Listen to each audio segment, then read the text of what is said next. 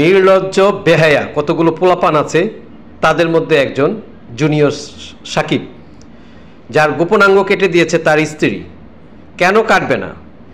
মানে একজন পুরুষ সে যদি তার পুরুষত্ব দিয়ে যদি তার স্ত্রীকে ধরে রাখতে না পারে, এর চাইতে বড় লজ্জার পৃথিবীতে কি আছে? সে কন্টেন্ট ক্রিয়েটর বলে সে এখন তার গোপনাঙ্গ প্রকাশ করে দেখাচ্ছেন ইউটিউবারদেরকে।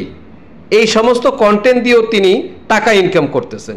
মানে নির্লজ্জ বেহায়া, কতটুকু নির্লজ্জ বেহায়া হলে এই এক শ্রেণীর মানুষ যারা কন্টেন্ট ক্রিয়েটর হয়েছেন বলেই কি তাদের সেই গোপনাঙ্গর জায়গাটি বারবার সোশ্যাল মিডিয়াতে দেখাতে হবে, এইভাবে ভাইরাল হতে হবে মানুষের?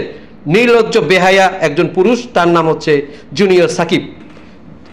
তার স্ত্রী শিখা তার গোপনাঙ্গ কেটে দিয়েছেন, যার কারণে তিনি এই মুহূর্তে বিভিন্ন সোশ্যাল মিডিয়ার যারা সংবাদকর্মী রয়েছেন তাদেরকে প্রকাশ্যে তিনি তার সেই গোপনাঙ্গ দেখাচ্ছেন যে শিখা আমার গোপনাঙ্গ কেটে দিয়েছে।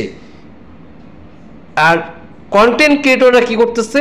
সেই সুবাদে তারা কন্টেন্ট তৈরি করতেছেন এবং বিপুল পরিমাণের ভিউ পাচ্ছেন, সেখান থেকে টাকা ইনকাম করতেছেন।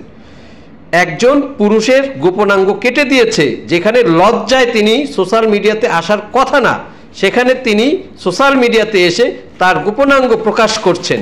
এই হচ্ছে বাংলাদেশের জুনিয়র সাকিব খানের ধর্ম।